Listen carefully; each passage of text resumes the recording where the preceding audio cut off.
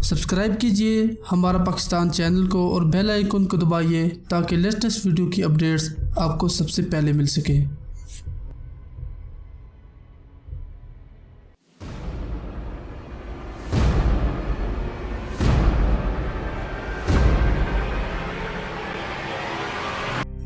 अस्सलामुअलैकुम दोस्तों आपने हिटलर का नाम ज़रूर सुना होगा।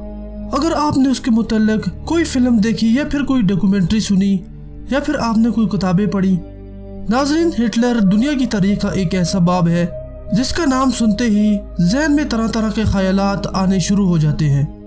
हिटलर के बारे में इस वीडियो को देखने से पहले आपकी क्या राय थी और इस वीडियो को देखने के बाद आपकी क्या राय है, ये आप हमें कमेंट्स में ज़रूर बताइएगा। नाज़रीन, हिटलर एक सिपाही था। पहली जंग अजीम में केमिकल वार की वजह से उसकी आंखें ज़ाया हो चुकी थी। डॉक्टर्स के मुताबिक हिटलर की वेल पावर की वजह से उसकी आंखों में रोशनी दोबारा आ गई।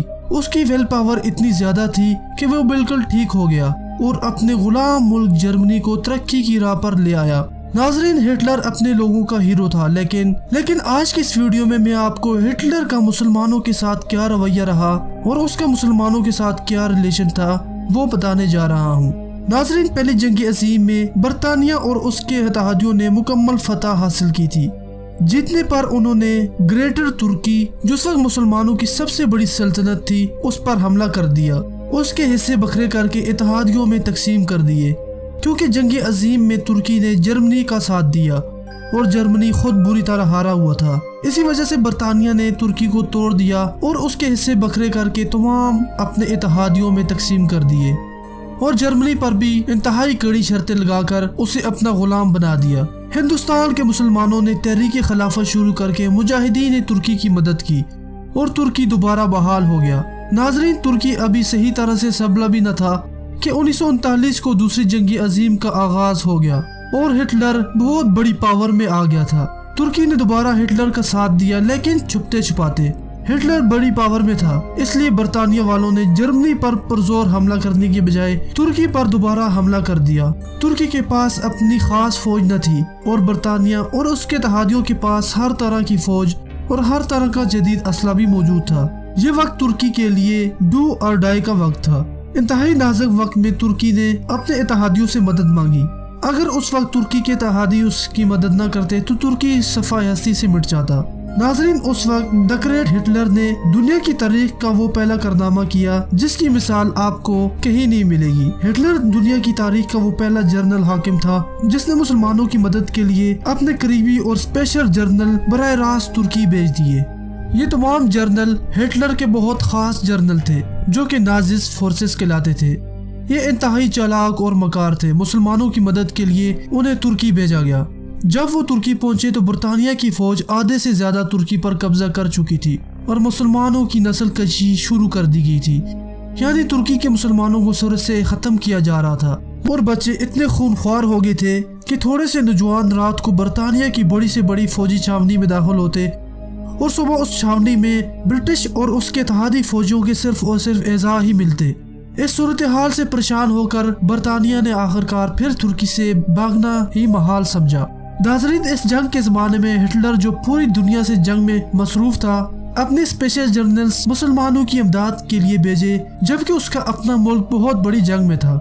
हिटलर ने जब पोलैंड पर हमला किया तो वहाँ 30 लाख यहूदी थे। हिटलर ने इन तमाम यहूदियों को कैद कर लिया।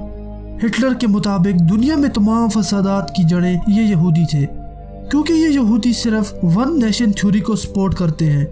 यानी सारी दुनिया में सिर्फ और सिर्फ यहूदी ही हाकिम हो सकते हैं और तमाम इंसान जो यहूदियत के अलावा है वो गोयम कहलाते हैं, यानी जानवर और इंसान की दरमियानी मखलूक। नाज़रीन, 3 यहूदियों के कैंप बनाए गए जो कि पोलैंड में कायम किए गए थे। रोजाना हजारों की तादाद में यहूदी ट्रेन में भर कर लाए जाते। इनमें से कारीगर और हुनरमंद अफराद को अलग करके दूसरे तमाम लोगों को जिंदा जला दिया जाता। कारीगर यहूदी वहाँ पर अपने लोगों को जलाने का काम करते। इस तरह हिटलर ने यहूदियत का खात्मा किया। एक मौत का कैंप जिसका नाम सोविवार था, वहाँ से 600 यहूदी कैंप तोड़कर भाग गए। जब ये खबर हिटलर को पहुंची तो हिटलर ने कहा कि इन्हें जाने दो ताकि दुनिया को पता चल सके कि मैंने यहूदियों को क्यों मारा था। नाज़रीन, दूसरी जंग अजीम खत्म हो गई اسرائیل بننے سے پہلے یہودیوں نے ایک خفیہ کانفرنس کی جس میں تمام بزرگ یہودی شامل تھے۔ یہ کانفرنس امریکہ میں ہوئی اور 1 مہینہ تک چلتی رہی۔ اس میں پوری دنیا کو کیسے چلایا جائے گا اس کا مکمل نقشہ کھینچا گیا۔ اس میں ہر بات تفصیل سے بیان کی گئی۔ اس میں یہ بات صفحے اول پر تھی، اب مسلمانوں کو ختم کریں گے۔ اس پوری کانفرنس کا جائزہ لیں تو انہوں نے ایک کتاب لکھی جو آج صرف اسرائیل اور امریکن یہودی لابیز کے پاس موجود ہے اور وہ ان تمام باتوں پر سختی سے عمل کر رہے ہیں۔ اس کتاب میں ایک آرٹیکل یہ بھی تھا کہ دنیا میں سب سے پہلے تمام مسلمان سلطنتوں کو ختم کر دیا جائے، یعنی نان اسلامک اسٹیٹ آن ارتھ۔ دوستو، اس کتاب کا مطالعہ پاکستان کے ایک مایہ ناز پروفیسر بھی کر چکے ہیں۔ ناظرین، ہٹلر نے یہودیوں کو جلا کر صحیح کیا یا نہیں، وہ ہم مسلمانوں کے ساتھ کیسا تھا، ہمارے لیے یہ میٹر کرتا ہے۔ میں آپ کو آنے والی ویڈیوز میں علامہ محمد اقبال کا ایک قصہ سناؤں گا جس میں وہ یہودیوں سے ملا تھا اور اس کے بعد کئی دن تک وہ صرف بے ہوشیت کی حالت میں رہے، صرف یہ دیکھ کر کہ یہودی کیسے مسلمانوں کو تباہ کر رہے ہیں اور کیسی کیسی نئی سازشیں تیار کر رہے ہیں۔ دوستو، آپ نے اگر اس چینل کو سبسکرائب نہیں کیا تو چینل کو سبسکرائب کرنے کے ساتھ ساتھ نوٹیفیکیشن کو بھی آن کیجئے۔ ہمارا پاکستان کو اجازت دیجئے، انشاءاللہ پھر نیکسٹ ویڈیو میں ملیں گے۔ خدا حافظ۔